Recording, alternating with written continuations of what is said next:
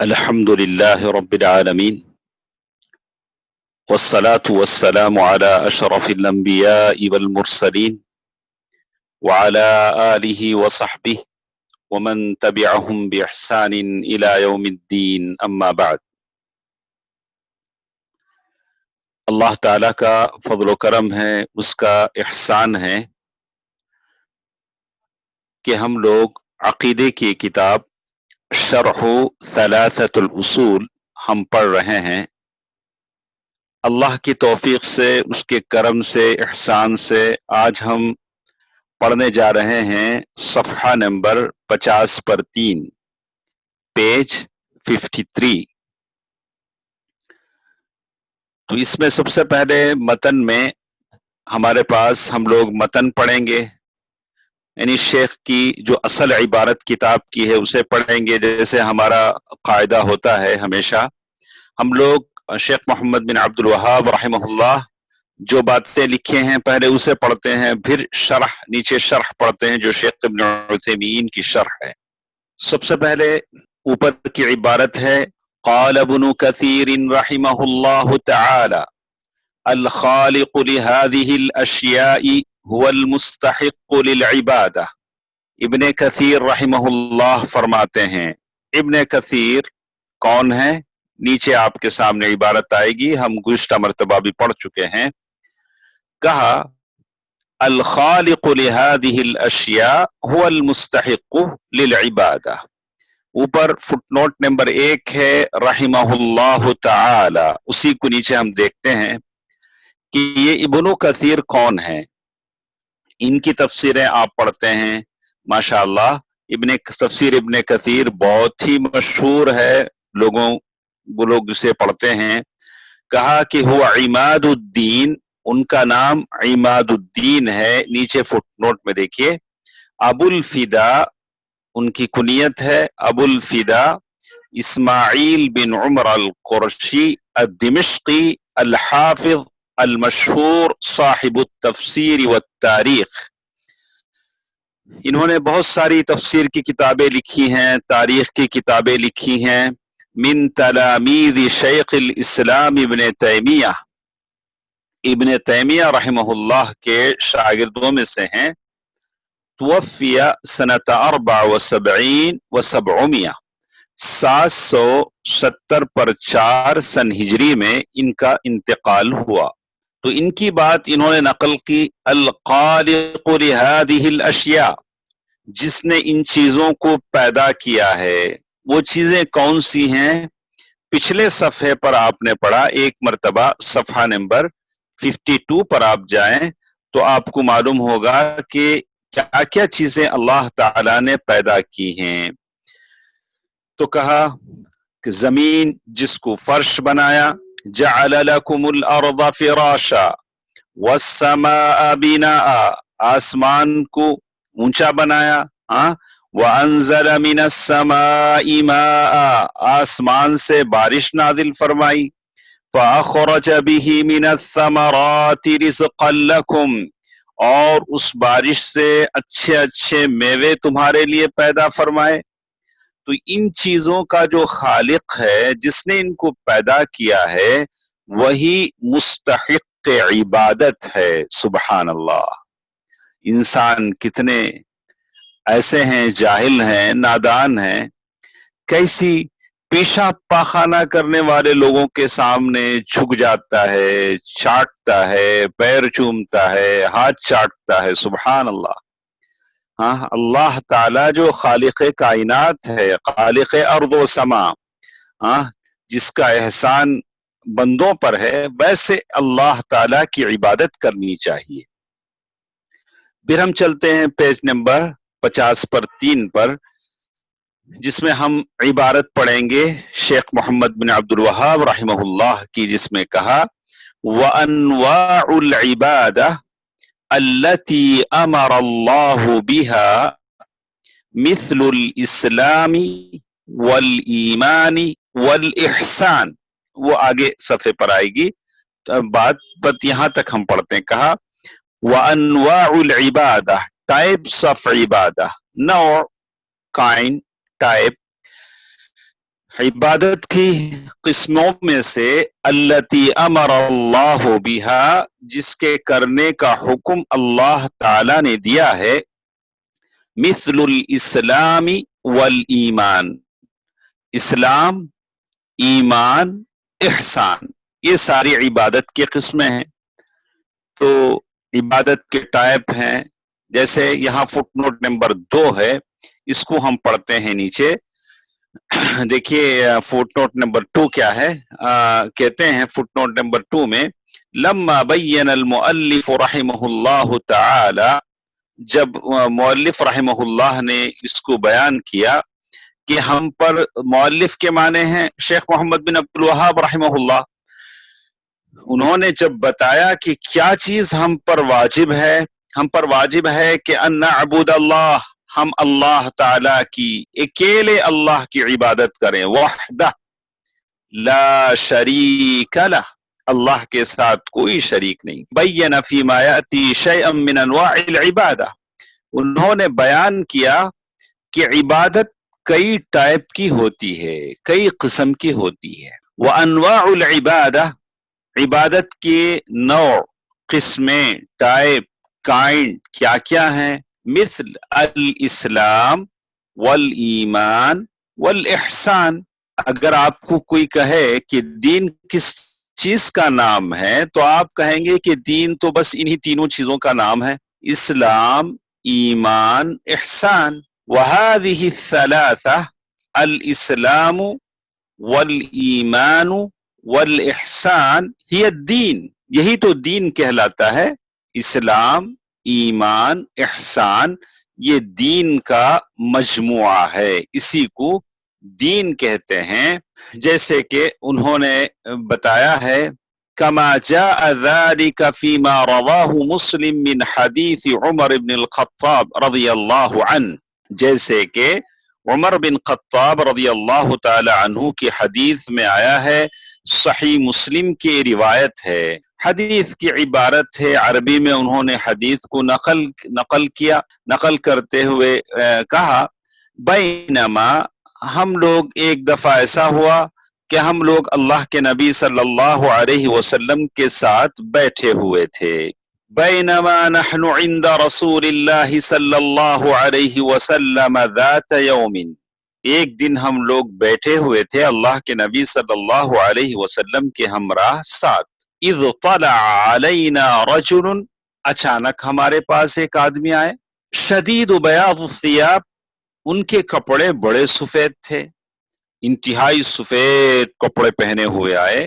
شدید سواد الشعر، اور ان کے بال بڑے کالے تھے، بال بڑے کالے تھے، لا یرا علیہ اثر السفر، نہیں لگتا تھا کہ آدمی مسافر ہے، سفر سے آیا ہے، ولا يعرفه منا احد، اور مسافر نہیں تھا تو مقامی بھی نہیں تھا، اس لیے کہ ہم میں سے کوئی ان کو جانتا نہیں تھا، حتى جلس الى النبي صلی اللہ علیہ وسلم فاسند ركبتيه الى ركبتيه، اللہ کے نبی صلی اللہ علیہ وسلم کے بالکل قریب آ کر وہ بیٹھ گئے، حالت یہ تھی کہ ان کے کپڑوں پہ سفر کے آثار نمایاں نہ تھے اور ہم میں سے کوئی ان کو جانتا نہ تھا، اللہ کے نبی صلی اللہ علیہ وسلم کی طرف رخ کر کے بیٹھ گئے، اور آپ کے گھٹنوں کو اللہ کے نبی صلی اللہ علیہ وسلم کے گھٹنوں کی طرف رخ کر کے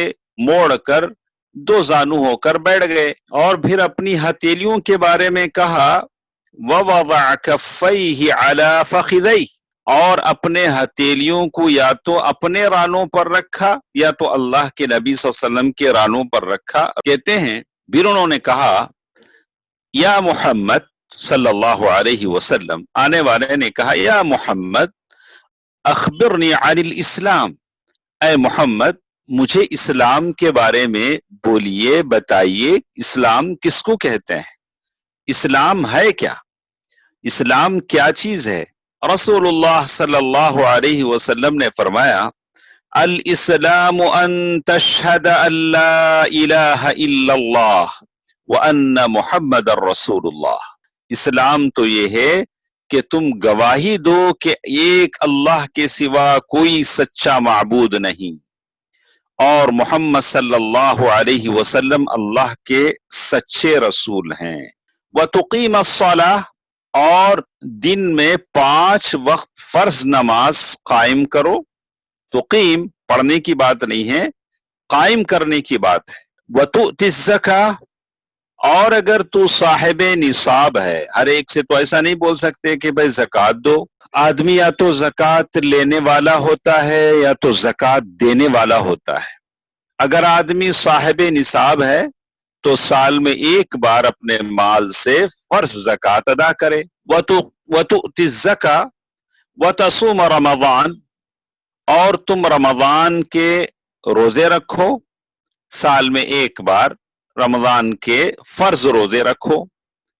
اور پھر آگے کہا کہ تم بیت اللہ کا حج کرو، زندگی میں ایک بار اللہ تعالیٰ کے گھر کا حج کرو، لیکن ساتھ ساتھ کہا ان استطعت الیہ سبیلا، اگر تمہارے پاس طاقت ہو تب، ان استطعت الیہ سبیلا، اگر کعبۃ اللہ جانے، وہاں رکنے، وہاں کے خرچ برداشت کرنے کے لیے جیب میں پیسہ ہو، جسم میں طاقت ہو، صحت ہو، اگر عورت ہے تو اس کا محرم اس کے ساتھ ہو، تب اس کے اوپر حج یہ ہوتا ہے یا عمرہ وہ کر سکتے۔ تو پھر انہوں نے کہا قال صدقت، تو یہ ساری باتیں سن کر آنے والے نے کہا کہ آپ نے سچ فرمایا۔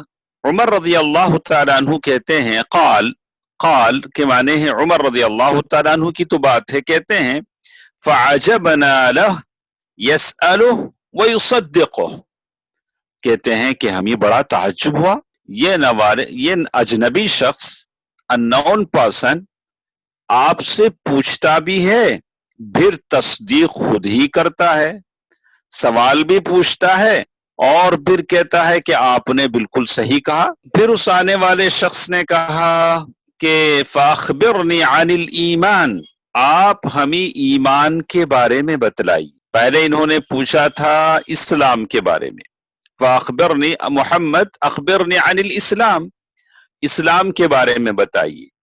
پھر انہوں نے پوچھا ایمان کے بارے میں، تو بتلایا گیا ان تؤمن باللہ وملائکتہ وکتبہ ورسلہ والیوم الآخر والقدر خیرہ وشرہ۔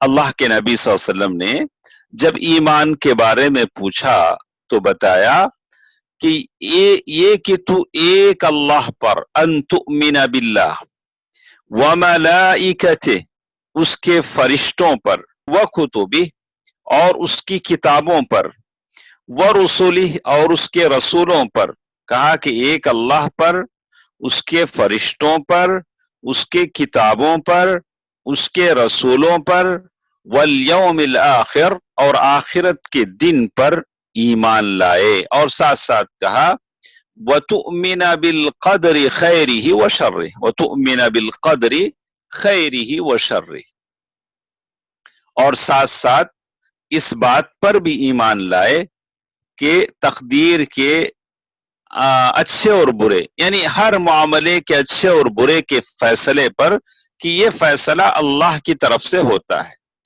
آپ کی زندگی میں، میری زندگی میں جو بھی اچھا ہو برا ہو وہ اللہ کے فیصلے سے ہوتا ہے۔ ان تؤمن بالقدر خیرہ وشرہ، قال صدقت، پھر اس سننے والے نے کہا کہ بالکل آپ نے بجا فرمایا، آپ نے بالکل صحیح کہا۔ تو پھر تیسرا سوال انہوں نے کیا فاخبرنی عن الاحسان، آپ مجھے احسان کے بارے میں بتلائیں۔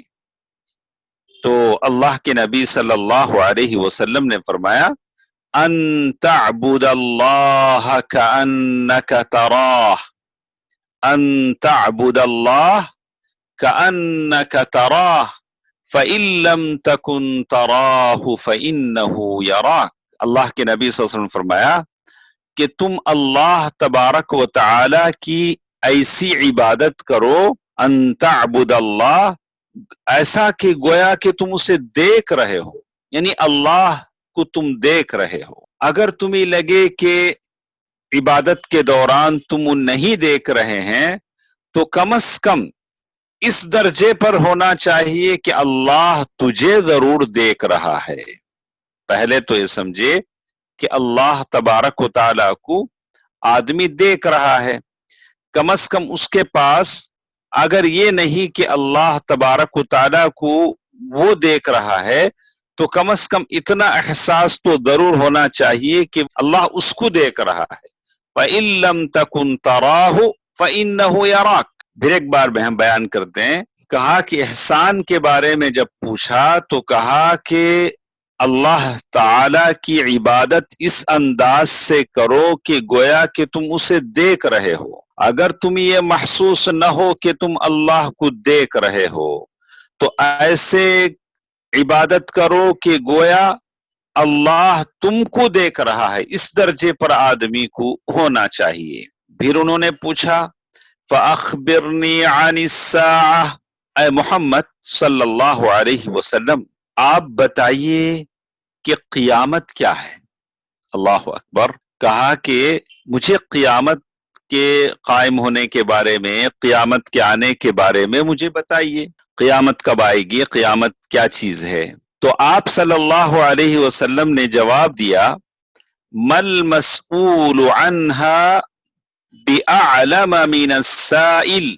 अल्लाह के नबी सल्लल्लाहु अलैहि वसल्लम ने फरमाया इस बारे में जो सवाल है, सवाल करने से ज्यादा जिससे सवाल किया जा रहा है नहीं जानता, यानी जैसे तुम नहीं जानते मैं भी नहीं जानता। तो आने वाले शख्स ने मजीद कहा क़ाल फ़अख़बिरनी अन इमारातिहा, फ़अख़बिरनी अन इमारातिहा। ऐसा करें कि मुझे क़ियामत से पहले जो चंद निशानियां आएंगी, साइंस निशानियां आएंगी, उन अलामात के बारे में बताइए, उन अलामात के बारे में बताइए। फ़अख़बिरनी अन इमारातिहा। क़ाल, अल्लाह के नबी सल्लल्लाहु अलैहि वसल्लम ने फरमाया अन तलिदल अमतु रब्बतहा, अन तलिदल अमतु रब्बतहा, जब लौंडी, नौकरानी, कनीज अपने मालिक यानी खाविंद को जन्म देगी। अच्छी तरह समझने की कोशिश करें। ये अल्फाज ऐसे हैं जो कभी हमारे लिए कंफ्यूजन का बाइस बन जाते हैं, कभी समझ में नहीं आता कि क्या मतलब इसका हो सकता है। कि बात ये बताई गई कि क़ियामत की निशानी है कि जब लौंडी अपने मालिक यानी खाविंद को जन्म देगी। इस लफ्ज का सही मतलब आज के कल्चर में हम समझ सकते हैं। यूरोप, अमेरिका, ये सारा कल्चर दुनिया का जैसे चल रहा है, मगर वो चंद मुआशरे जो इस्लाम की रोशनी में जीते हैं, अल्लाह ने जिनको बचा के रखा है, आज इसका लफ्ज हम अच्छी तरह समझ सकते हैं कि आज नसब मुख्तलत है। कौन किसका बेटा है, किससे कौन पैदा हो रहा है, किसके रहम में किसका नुत्फा है, आज बास तहजीबों में ये चीज किसी को नहीं मालूम है। इस हदीस में ही बताया गया कि जब लौंडी अपने मालिक यानी खाविंद को जन्म देगी, यानी खुद अपने शोहर को जन्म देगी, मतलब यह होता है कि क़ियामत के करीब बदकारी, बुराइयां इतनी तेजी से फैलेंगी, मर्द को ये पता नहीं चल सकेगा कि जिस औरत से वो ये बुरा काम कर रहा है ये उसकी अपनी माँ है, अल-इयाज़ु बिल्लाह। और न ही औरत को इल्म होगा कि ये मर्द उसका बेटा है। यानी इस तरह से नसब मुख्तलत हो जाएगा। अल्लाह ताला ने जिसकी हिफाजत की कि एक औरत के रहम में एक मर्द ही का नुत्फा हो, जब तक वो साफ नहीं हो जाता, औरत इद्दत नहीं गुजार लेती, तब तक उससे कोई दूसरा शादी नहीं करेगा। ये इस्लाम की हिफाजत है। लेकिन क़ियामत के करीब ऐसा होगा कि बुराइयां बढ़ जाएंगी, किसी को पता नहीं होगा। अभी तो किराए पर भी रहम लिए जाते हैं, औरतों को किराए पर लिया जाता है, उनके रहम में नुत्फा रखा जाता है, उससे औलाद पैदा होती है। अब किस औरत को क्या मालूम है कि उसके रहम में जो नुत्फा रखा जा रहा है वो किसका है। तो कहते हैं ایک مطلب انہوں نے کہا، اس کا مطلب یہ بھی ہوگا، ایک دوسرا مطلب بھی انہوں نے بیان کیا کہ قیامت کے قریب اولاد والدین کی اس قدر نافرمان ہو جائے گی کہ ایک بیٹا اپنی سگی ماں کے ساتھ اپنی زرخرید لونڈی کا سا برتاؤ کرے گا. یعنی لوگ اپنی نوکرانیوں کے ساتھ، کنیزوں خادماؤں کے ساتھ جس طرح بیہیویئر کرتے ہیں، سلوک کرتے ہیں، بچے اپنی ماؤں کے ساتھ ویسے کریں گے. یہ بھی ہم دیکھ رہے ہیں کہ اولاد اپنی ماں باپ کی خدمت کرنے کے بجائے اولڈ ہومیج میں بھیج رہی ہے، جہاں بوڑھے لوگ رہتے ہیں، اور مائیں بھی اتنی تنگ آ چکی ہیں کہ وہ اپنے بیٹوں کے گھر میں رہنے سے زیادہ ویسے جگہوں کو ترجیح دیتے ہیں جہاں ضعیف العمر لوگ رہتے ہیں، اس لیے کہ ان کا سلوک اچھا نہیں.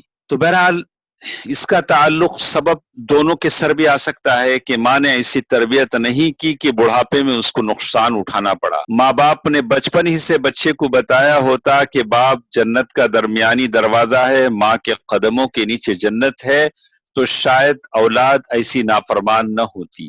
بہرکیف کبھی ایسا ہوتا ہے، اللہ تعالیٰ نے مہر لگا دی ہے نافرمانی کی، شقاوت کی، تو تربیت کے باوجود بھی اولاد لاپرواہ نافرمان ہو جاتی ہے، حقوق الوالدین کو سہنا پڑتا ہے. بہرکیف یہ دو مطلب ہو سکتے ہیں جس کا انہوں نے یہاں ذکر کیا. ان تلد الامۃ ربتها، ایک دوسری چیز جس کے بارے میں کہا، وان ترى الحفاة العراة العالة رعاء الشاة يتطاولون في البنيان، ایک قیامت کی نشانی یہ بھی ہوگی کہ تم دیکھو گے، کہا کہ قیامت کی نشانی یہ بھی ہوگی کہ تم دیکھو گے، ان ترى الحفاة، کہا کہ ننگے پاؤں، جن کے پاؤں میں چپل نہیں ہوں گے، العرا یعنی بالکل ننگے ہوں گے، ننگے پاؤں، ننگے چپل، جسم پر بھی کپڑا نہیں، اور فخر و فاقہ کے مارے ہوئے تنگ دست لوگ، جو بھیڑ بکریاں چراتے تھے، جن کے پاس کوئی دولت نہیں تھی، وہ دولت مند بن جائیں گے. آج ایسی ہوا، جن کے پاس کھیتیاں تھیں، کھیتیاں کروڑوں کی قیمت پہنچ گئی، انہوں نے کھیتیاں بیچی، شہروں میں پہنچ گئے، شہروں میں جگہ خریدنی، بڑی بڑی بلڈنگیں بنانے لگے. جو چرواہے تھے، بکریاں چراتے تھے، کھیتی کرتے تھے، جب دیکھا کہ سڑک کے بازو کھیت ہے اور کھیت کروڑوں میں جا رہا ہے، تو انہوں نے کھیتی کرنا چھوڑا، کھیت بیچ دیا. تو وہ لوگ اپنی عمارتوں پر فخر کریں گے، کہا یتطاولون فی البنیان، وہ لوگ فخر کریں گے کہ میری عمارت بڑی ہے کہ تیری عمارت بڑی ہے، میری عمارت چمکتی ہے کہ تیری عمارت چمکتی ہے. بہرکیف یہ قیامت کی نشانیاں ہیں جو آج ہم دیکھ رہے ہیں. تو عمر رضی اللہ تعالی عنہ حدیث کے راوی کہتے ہیں ثم انطلق فلبثت مليا ثم قال لي يا عمر اتدري من السائل قلت الله ورسوله اعلم قال فانه جبريل اتاكم يعلمكم دينكم فجعل النبي صلى الله عليه وسلم هذه الاشياء هي الدين وذلك انها متضمنة للدين كله ثم انطلق. پھر وہ آدمی چلا گیا، جو آدمی آئے تھے یہ سارے سوالات کرنے کے بعد وہ چلے گئے. فلبثت مليا، میں تھوڑی دیر ٹھہرا رہا تاکہ اللہ کے نبی صلی اللہ علیہ وسلم سے پوچھ لوں کہ حقیقت حال کیا ہے، یہ صاحب کون ہے، تاکہ میں جان لوں. ثم قال لي يا عمر، پھر اللہ کے نبی صلی اللہ علیہ وسلم نے مجھ سے پوچھا، اے عمر اتدری من السائل، کیا تم جانتے ہو کہ یہ جو سوال کرنے والے میرے پاس آئے تھے، بہت سارے سوال تھے، کون آدمی تھے؟ قلت اللہ ورسولہ اعلم، میں نے کہا اللہ کے نبی صلی اللہ علیہ وسلم میں نہیں جانتا، یا تو آپ جانے، آپ کا رب جانے. سبحان اللہ، صحابہ کرام کے کیسے ان کا طریقہ تھا، ادب تھا. بتاتا ہے کہ سوال کرنے کا بھی ایک جگہ ایک محل ہوتا ہے، ایک وقت ہوتا ہے. تو عمر رضی اللہ تعالیٰ عنہ ٹھہرے رہے اور یہ جواب دیا تو کہا اللہ ورسولہ اعلم، اللہ اور اس کا رسول جانتا ہے۔ قال، اللہ کے نبی صلی اللہ علیہ وسلم نے جواب دیا، فَإِنَّهُ جبریل، وہ جبریل تھے۔ سبحان اللہ، کیوں آئے تھے؟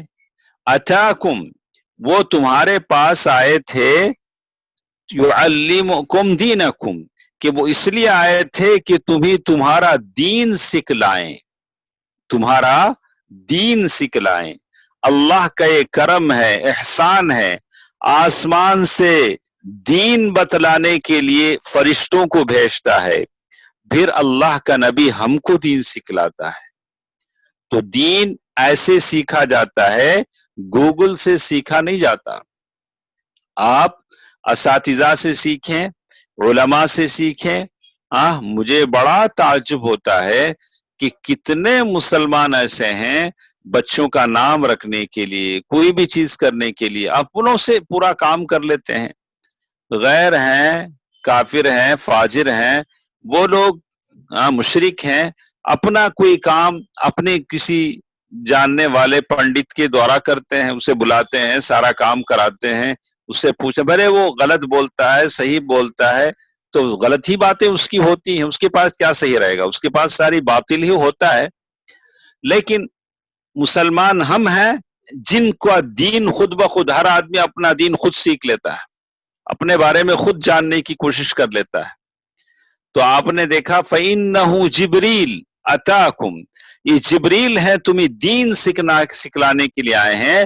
دین اللہ تعالیٰ نے اس کا نظم بنایا ہے، فرشتوں سے، انبیاء کو، انبیاء سے، انبیاء کے وارثین علماء کو اس کی ذمہ داری دی گئی ہے کہ وہ لوگوں کو دین سکھلائیں۔ کہتے ہیں فَجْعَلَ النَّبِيُّ صلی اللہ علیہ وسلم هَذِهِ الْأَشْيَاءَ هِيَ الدِّينُ، اللہ کے نبی صلی اللہ علیہ وسلم نے یہاں اس لفظ میں کہا کہ تمہیں تمہارا دین سکھلانے کے لیے آئے تھے۔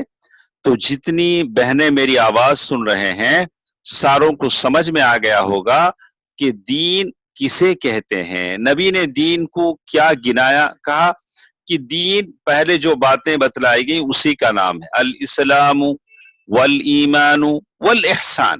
اس کے بعد پھر ہم اوپر کی عبارت پڑھتے ہیں، والاحسان، الاسلام دین نام ہے، ایمان کا، اسلام کا، احسان کا۔ اور عبادت کیا کیا ہے بولتے ہیں، فرماتے ہیں کہ عبادت کسے کسے کہتے ہیں۔ کہا یہ تو تین چیزیں ہوئی، اسلام، ایمان، احسان، یہ عبادتیں ہیں، ٹائپس آف عبادہ۔ وَمِنْهُ الدُّعَاء، دعا بھی عبادت ہے، دعا بھی عبادت ہے۔ تو میں نے شاید وہ آپ کو کہا کہ دعا ہم لوگ تفصیل میں جا کر پڑھیں گے، اسی طرح پہلے اس کو پڑھ لیتے ہیں۔ کہا کہ والخوف، ڈر، اللہ کا ڈر، والرجا، امیدیں، والتوکل، بھروسہ، اللہ تعالیٰ پر بھروسہ، والرغبہ، رغبت، یعنی آپ کو جنت کی رغبت ہونی چاہیے۔ رغبت ایک خواہش، کیا کوئی بھی چیز آپ کو کھانے کے لیے دی جاتی ہے تو آپ کہتے ہیں مجھے کوئی رغبت نہیں، کھانے کی رغبت نہیں۔ والرہبہ، ایک طرح کا ڈر، ایک طرح کا خوف۔ خوف اور رہبہ دونوں ایک ہی معنی میں ہے لیکن دونوں میں فرق ہے۔ خوف، خشیت، رہبہ، یہ تینوں ایک ہی معنی میں آتے ہیں لیکن تینوں چیزوں میں فرق ہے۔ والخشوع، یہ بھی ڈر ہی کے معنی میں، خشوع خضوع جیسے کہتے ہیں۔ والخشیہ، یہ بھی خشوع کے معنی میں۔ والخشوع والخضوع، دو چیزیں آپ ہمیشہ سنتے ہیں، خشوع خضوع سے ادا کریں۔ خشوع کا تعلق دل سے ہوتا ہے، خضوع کا تعلق جسم کے اعضاء سے ہوتا ہے، دونوں اللہ کے سامنے بالکل الرٹ رہیں۔ والانابہ، اللہ تعالیٰ کی طرف بالکل آپ رخ کریں۔ والاستعانہ، اللہ تعالیٰ سے مدد چاہیں۔ والاستعاذہ، اللہ تعالیٰ کی پناہ طلب کریں۔ والاستغاثہ، اللہ تعالیٰ سے مدد چاہیں، غوث کے معنی میں ہے، حالانکہ یہ غوث اللہ کے ساتھ ہے، پتہ نہیں لوگوں نے اس کو کہاں کہاں جوڑ لیا۔ اور ساتھ ساتھ کہا والذبح، ذبح یہ بھی عبادت ہے، وہ اللہ تعالیٰ کے لیے ہونی چاہیے۔ والنذر، اور ساتھ ساتھ کہا کہ والنذر یعنی نظر، نظر و نیاز جسے کہتے ہیں. وغیر ذلك من انواع العبادہ التي امر اللہ بها كله للہ تعالی. اس کے علاوہ جتنی چیزیں اللہ تعالیٰ نے حکم دی ہیں ساری کی ساری اللہ تعالیٰ کے لیے ہونی چاہیے. یہ ساری عبادتیں اللہ تعالیٰ کے لیے ہونی چاہیے. تو یہاں نمبر 1 ہمارے ساتھ ہے، فٹ نوٹ نمبر 1. تو ہم اس کے نیچے کیا ہے نمبر 1 پر، اس کو ہم لوگ تھوڑا لیتے ہیں کہ ویسے تو ساری چیزیں آپ کے سمجھ میں آ گئی کہ عبادت کسے کسے کہتے ہیں. کہا کہ دعا ہے، ڈر ہے، امید و رجا ہے، توکل بھروسہ ہے، رغبت اور رہبت، یعنی دو لفظ ایک ہی معنی کے لیے آتے ہیں. ڈر ہے، خشوع اور خشیت اللہ کا خوف ہے، رجوع اور استعانت اللہ تعالیٰ سے مدد طلب کرنا ہے، استعاذہ پناہ طلب کرنا ہے، استغاثہ مدد مانگنا ہے، ذبح ہے، قربانی ہے، نذر اور منت ہے. یہ ساری چیزیں عبادت ہیں جن کا حکم اللہ تعالیٰ نے دیا ہے، وہ اللہ تعالیٰ کے لیے ہی خاص ہیں. جیسے یہاں فٹ نوٹ نمبر 1 میں انہوں نے کہا کل انواع العبادہ، all types of worship، جو اوپر جتنی چیزیں آئی ہیں، مما ذکر، جس کو مینشن کیا گیا، جس کا ذکر کیا گیا، اس کے علاوہ جتنی عبادتیں ہیں، للہ وحدہ لا شریک لہ، یہ صرف اور صرف اللہ تعالی کے لیے ہیں. فلا يحل صرفها لغیر اللہ تعالی، اللہ کے علاوہ کسی اور کے لیے اس کو کرنا ہرگز جائز نہیں ہے. سبحان اللہ. دوستو، عزیزوں، ماں اور بہنوں، آپ تمام جانتے ہیں کہ یہ کتنی عجیب چیز ہے کہ لوگ یہی ذبح اور قربانی کسی ولی فقیر کے لیے کرتے ہیں، نظر کسی فقیر کے قبر کی درگاہ کی مانتے ہیں، منت کہیں جا کر کرتے ہیں. تو وہ شرک نہیں تو کیا ہوگا؟ وہ شرک ہی تو ہوگا، صریح شرک ہے. پھر اوپر دیکھیے ہمارے پاس جو ورجنل عبارت ہے جس میں کہتے ہیں ذکر المؤلف رحمہ اللہ، اوپر جو ہمارے پاس پیج کے اوپر پیج نمبر 54 میں جو عبارت ہے، والدلیل قولہ تعالی، یعنی یہ جو بات ہم نے کہی ہے کہ یہ ساری چیزیں اللہ تعالی کی عبادت ہیں، یہ جو بات ہم نے کہی یہ ساری چیزیں عبادت ہیں جو صرف اور صرف اللہ کے لیے بجا لانی چاہیے. اس کی دلیل کیا ہے؟ اس کی دلیل کیا ہے؟ تو اللہ تبارک و تعالیٰ کا یہ ارشاد جس کو نقل کیا گیا، وَأَنَّ الْمَسَاجِدَ لِلَّهِ فَلَا تَدْعُوا مَعَ اللَّهِ أَحَدًا، سورۃ الجن آیت نمبر 18. یہ اس بات کی دلیل ہے کہ بے شک مسجدیں صرف اور صرف اللہ کے لیے ہیں، تم اللہ کے ساتھ کسی اور کو مت پکارو. مسجد سجدہ کرنے کی جگہیں، صرف سجدہ اللہ تبارک و تعالیٰ کی عبادت کے لیے ہوتا ہے. جتنی عبادتیں بیان کی گئی ہیں وہ عبادتیں کسی فرشتے، جن، نبی، ولی، پیر و مرشد وغیرہ کے لیے اگر کوئی کرتا ہے تو وہ کافر ہے اور مشرک ہے، کافر ہے اور مشرک ہے. جیسے کہا فَمَنْ صَرَفَ مِنْهَا شَيْئًا، اگر کوئی پھیر دے، صرف یعنی ان چیزوں کو اللہ کے علاوہ کسی اور کی طرف پھیر دے. فَمَنْ صَرَفَ مِنْهَا شَيْئًا لِغَيْرِ اللَّهِ، اس کا حکم کیا ہے؟ کوئی غیر اللہ کو سجدہ کرتا ہے، کوئی اللہ کے علاوہ کسی کی منت، نظر و نیاز کرتا ہے. جیسے لوگ علیہ باللہ مشرک ہیں، کرتے ہیں کنڈوں کی نیاز، جعفر صادق کی نیاز، محبوب سبحانی کی نیاز، پتہ نہیں کتنے نیازیں منتیں ہیں کہ لوگ کرتے ہیں. اللہ کی چوکھٹ کو جس نے چھوڑا، اللہ اسے ہر چوکھٹ پہ گھماتا ہے. اللہ کے دربار سے جو چمٹ جاتا ہے اللہ اس کی حفاظت کر لیتا ہے. تو شیخ نے اسی لیے کہا فَمَنْ صَرَفَ مِنْهَا شَيْئًا لِغَيْرِ اللَّهِ فَهُوَ مُشْرِكٌ کافر. سبحان اللہ. آپ کو کوئی ڈاؤٹ ہے؟ میں کوئی ظلم کر رہا ہوں، میں کوئی غلط بول رہا ہوں، میں وہی بول رہا ہوں جو آپ کے اور میرے سامنے کتاب میں لکھا ہوا ہے کہ جو شخص ان عبادتوں کو اللہ کے علاوہ کسی اور کے لیے کرے فَهُوَ مُشْرِكٌ کافر. اگر ہم ان کو مشرک کہتے ہیں تو وہ ناراض کیوں ہو جاتے ہیں؟ ارے کرتا ہے تو ہم کہیں گے مشرک ہے. کالے کو کالا کہتے ہیں، سفید کو سفید کہتے ہیں، پھر ناراضگی کی بات کیا ہے؟ توبہ کریں، موحد بن جائیں، توحید پرست بن جائیں. غیر اللہ کے سامنے جا کر سجدہ کرتے ہو، درگاہوں پر، قبروں پر، مجاوروں پر، زندہ یا مردہ فقیروں کے سامنے جا کر منت سماجت کرتے ہو، قبر کے اطراف چکرے مارتے ہو، طواف کرتے ہو، پھر مشرک نہیں تو کیا ہو سکتے ہو؟ فَهُوَ مُشْرِكٌ کافر.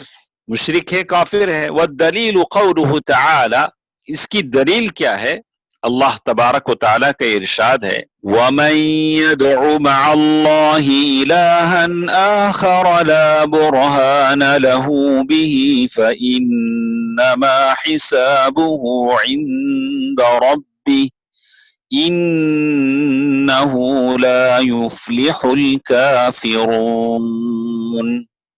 سورۃ المؤمنون آیت نمبر 117. اللہ تبارک و تعالیٰ نے اس آیت میں صاف طور سے کہہ دیا ہے جو کوئی اللہ کے ساتھ کسی اور معبود کو پکارے جس کے لیے اس کے پاس کوئی دلیل نہیں ہے، تو آپ اس آیت کو اچھی طرح سمجھیں. اس آیت سے پہلے جیسے میں نے پڑھا آپ کے سمجھ میں ایسا آ رہا ہوگا کہ اگر دلیل ہو تو پکار سکتے ہیں.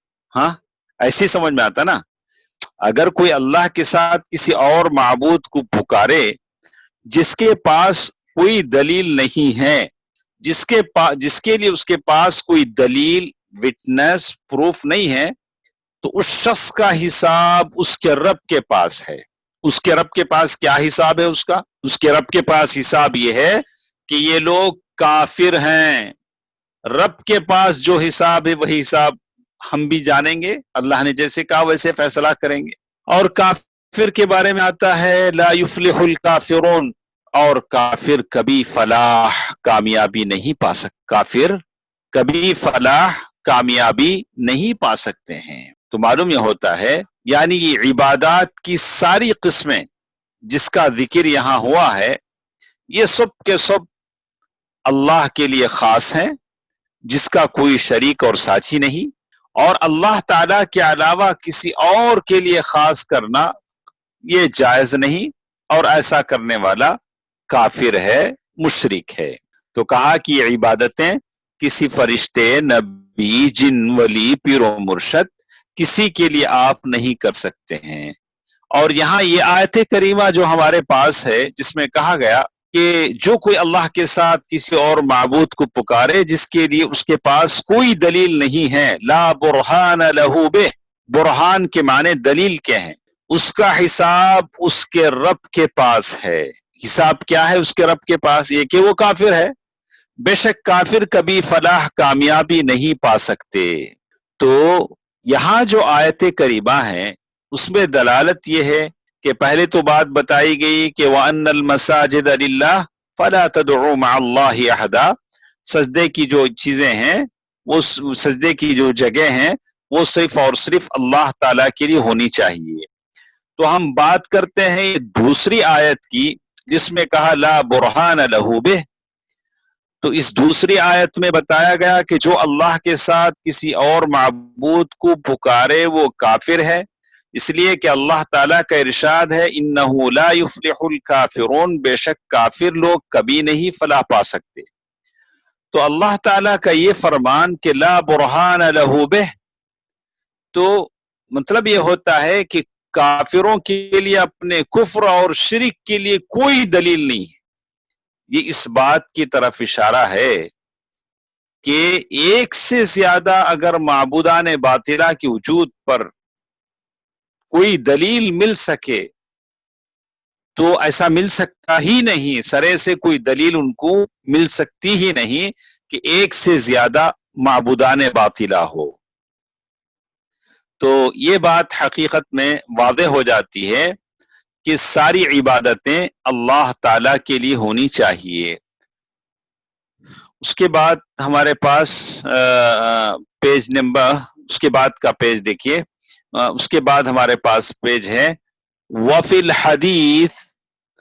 الحدیث الدعاء مخ العبادہ والدلیل قوله تعالی وقال ربكم ادعوني استجب لكم ان الذين يستكبرون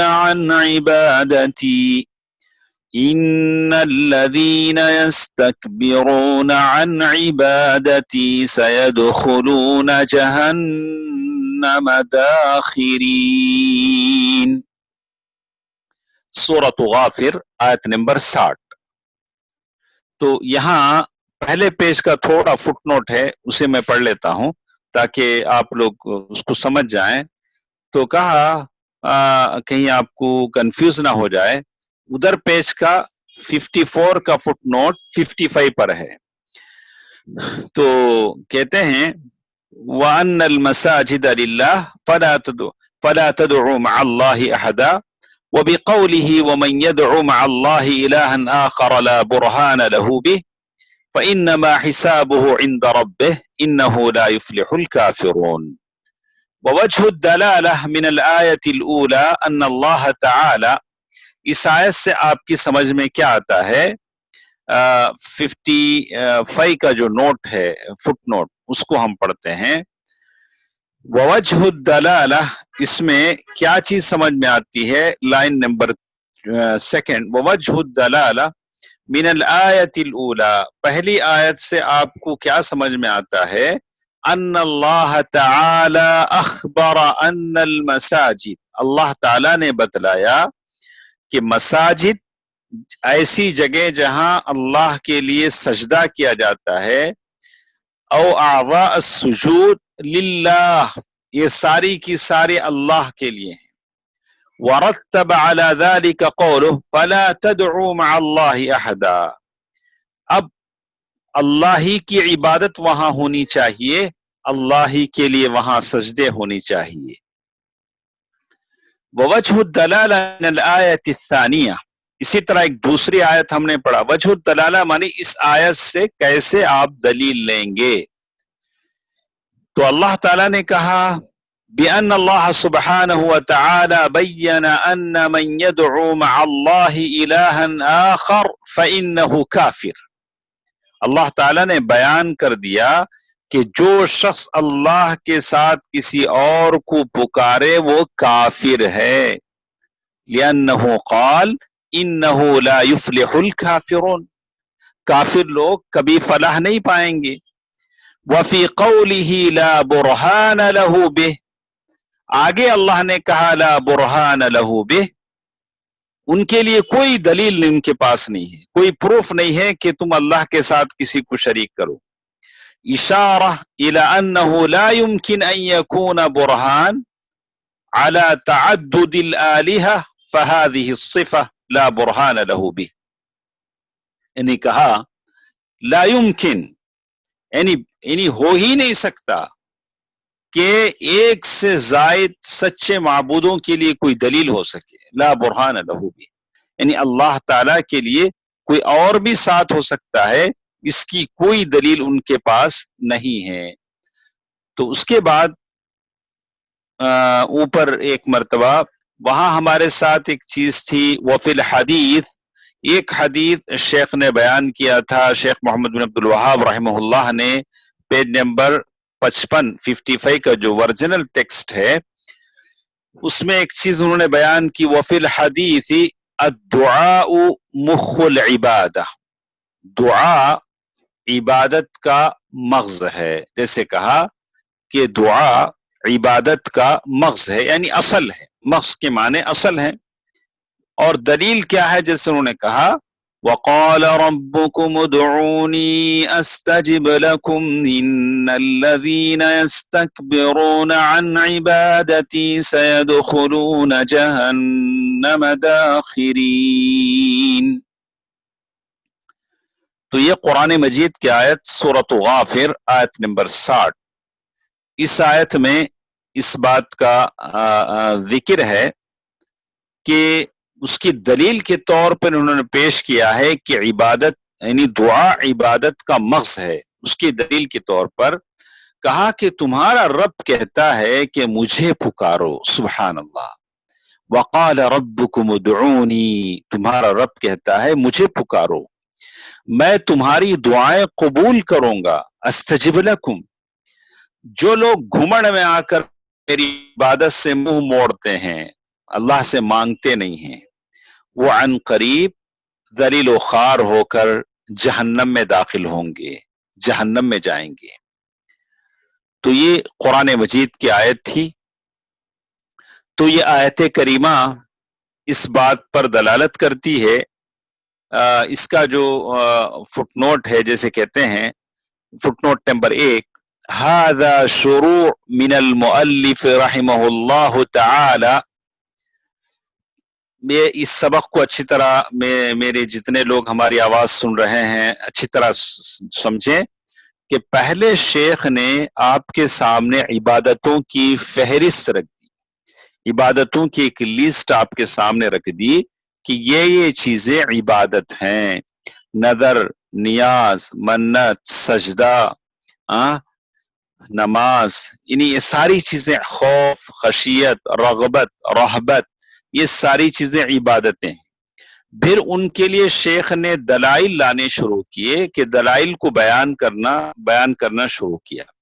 فی ادلتی انواع العبادہ التي ذکرها فی قولہ وانواع العبادہ التي امر اللہ بها مثل الاسلام والایمان والاحسان ومنہ الدعاء. شیخ نے جو کچھ پہلے کہا اس کی دلائل لانا شروع کیے. بغیر دلیل کے بات کا کوئی اعتبار نہیں ہوتا. تو کہتے ہیں فبدا الى آخری، نہیں شارٹ میں کہتے ہیں یہ جو الہ کا معنی ہے الى آخری، اس کا فل فارم یہ ہے کہ الہ اس سے پہلے فبدا رحم اللہ سے پہلے ایک لفظ آپ دیکھیں گے کہ اب جو یہ جو الہ یہ جو ہے اس کا معنی الى آخری، شارٹ میں اس کو لکھتے ہیں ایسے الى آخری، اس کا مطلب آخر تک. فبدأ رحمہ اللہ بذکر الادلہ علی الدعاء. سب سے پہلے شیخ نے دعا پر دلائل کو بیان کرنا شروع کیا. وسیأتی انشاء اللہ تفصیل ادلۃ الاسلام والایمان والاحسان. اس کے بعد شیخ اسلام، ایمان، احسان کے بارے میں بیان کریں گے. واستدل المؤلف رحمہ اللہ، شیخ نے دلیل لیا ہے حدیث کو. سب سے پہلے شیخ نے اللہ کے نبی صلی اللہ علیہ وسلم کے حدیث کو دلیل بنایا. الدعاء مخ العبادہ، دعا عبادت کا مغز ہے، اصل ہے. واستدل كذلك بقوله تعالی، پھر قرآن مجید کی آیت لائی وقال ربكم ادعوني استجب لكم ان الذين يستكبرون عن عبادتي سيدخلون جہنم داخرین. فدلت الآیہ، یہ آیت دلالت کرتی ہے، یہ جو آیت یہاں پڑھی گئی یہ آیت دلالت کرتی ہے علی ان الدعاء من العبادہ، دعا عبادت ہے. ولولا ذلك ما صح ان يقال ان الذين يستكبرون عن عبادتي سيدخلون جہنم داخرین. دیکھیے اس آیت کا دوسرا جو ٹکڑا ہے وہاں اللہ نے عبادتی کہا ہے، پہلے دعا کہا پھر عبادتی کہا. تو مطلب یہ سمجھ میں آیا کہ دعا عبادت ہے. دعا عبادت ہے. اللہ ہم لوگ اللہ سے دعا کرنے میں بہت پیچھے ہیں، میں پیچھے ہوں. اللہ تعالیٰ سب کو اس میں سنجیدگی اختیار کرنے کی توفیق دے. ہر چیز کے لیے ہمارے پاس ٹائم ہے، اللہ سے گڑ گڑانے کے لیے، اللہ سے تضرع کرنے کے لیے ہمارے پاس ٹائم نہیں ہے. اللہ لولا کہا على أن الدعاء من العبادة ولولا ذلك ما صح أن يقال إن الذين يستكبرون عن عبادتي سيدخلون جهنم داخرين فمن دعا غیر اللہ عز وجل. اگر کوئی اللہ تعالی کے علاوہ کسی سے ایسی چیز مانگتا ہے جس پر وہ قادر نہیں ہے تو وہ مشرک ہے، کافر ہے. اب اگر کوئی کسی سے کہہ دے کہ صاحب میرے کاروبار میں برکت دے دیں، مجھے اولاد دے دیں، آسمان سے بارش دے دیں، کہا چاہے زندے سے مانگو مردے سے مانگو، یہ مشرک ہے اس لیے کہ کوئی ہمارے کاروبار میں برکت نہیں دے سکتا، آسمان سے بارش نازل نہیں کر سکتا، کوئی ہماری جھولی نہیں بھر سکتا، بچے نہیں دے سکتا. وَمَن دَعَا حَيًّا، اگر کوئی زندے آدمی سے کوئی ایسی چیز مانگ سکتا ہے جو وہ دے سکتا ہے، مثلا کوئی بھوکا ہے، کوئی آدمی کسی بیکری کے سامنے ٹھہرا ہے، اس سے بولتا ہے یا فلان اطعمنی، ارے بھائی ذرا یہ بریڈ کھلا دینا، یہ کیک کھلا دینا. کسی سے پوچھتا ہے، یا کوئی جوس کے سامنے ٹھہرا ہے، اس سے پوچھے یا فلان اسقینی، بھائی میرے لیے بھی ذرا ایک لسی پلا دینا یا کچھ پلا دینا. فلا شیء فی، نو پرابلم، ایسا کر سکتا ہے، وہ بھی زندے سے زندہ کر سکتا ہے. بیکری کے سامنے ٹھہرا ہے، ہاں جوس کی دکان کے سامنے ٹھہرا ہے وہ آپ کو، لیکن بیکری کے سامنے کھڑے ہو کے ہے کوئی کسی ولی سے مانگتا ہے، ناگور ولی، یہ ولی وہ ولی، بلا کہ دیکھیے ایسے کوئی کال کر رہا ہے کہ میں یہاں بیکری کے سامنے کھڑا ہوں، آپ خبر والے ایسا کریں کہ مجھے بیکری سے کچھ کھلا دیں، کہا کہ نہیں، تب تو مشرک. وَمَن دَعَا مَيِّتًا أَوْ غَائِبًا مِثْلَ هَذَا فَإِنَّهُ مُشْرِكٌ، اگر کسی غائب سے جو وہاں نہیں ہے یا میت ہے ویسے سے اگر مارتا ہے تو تب بھی وہ مشرک ہے. لأن المیت او الغائب لا يمكن ان يقوم بمثل هذا فالدعاؤه إياه يدل على أنه يعتقد أن له تصرفا في الكون فيكون بذلك مشركا. یعنی خود سے جو قبر میں نہا کے کفن پہن کے نہیں گیا، لوگوں نے اسے کفنایا، لوگوں نے اسے نہلایا، لوگوں نے اسے قبر میں اتارا، وہ قبر میں جا کر کیا کرامت کر سکتا ہے؟ قبر میں جا کر کیسے ان لوگوں کی بیٹیوں کی شادیاں کروا سکتا ہے؟ قبر میں جا کر ان لوگوں کو اولاد کیسے دے سکتا ہے؟ قبر میں جا کر ان کی دکانیں کیسے بھر سکتا ہے؟ برکت سے نہیں بھر سکتا. یہ کام صرف اللہ تعالیٰ کا ہے. یعتقد ان له تصرفا فی الکون، اس بات کا عقیدہ رکھتا ہے کہ اس کے لیے دنیا میں تصرف ہے. فیکون بذلک مشرکا، اس طرح سے وہ مشرک ہو جاتا ہے. تو اس کے بعد دعا، ان الدعاء نوعان، دعا دو ٹائپ کی ہوتی ہے، دعاء مسئلہ و دعاء عبادہ. ایک قسم دعاء مسئلہ جس میں آپ اللہ تعالی سے سوال کرتے ہیں، ایک دعا ہے عبادہ، اور یہ ساری چیزیں انشاءاللہ اگلے درس میں ہم پڑھیں گے. اللہ تعالی جو بھی ہم پڑھتے ہیں سنتے ہیں، اللہ تعالی مجھے اور آپ کو عمل کرنے کی توفیق دے. اللہ تعالی دوسروں تک یہ پیغام پہنچانے کی توفیق دے. آمین. والسلام علیکم ورحمۃ اللہ وبرکاتہ.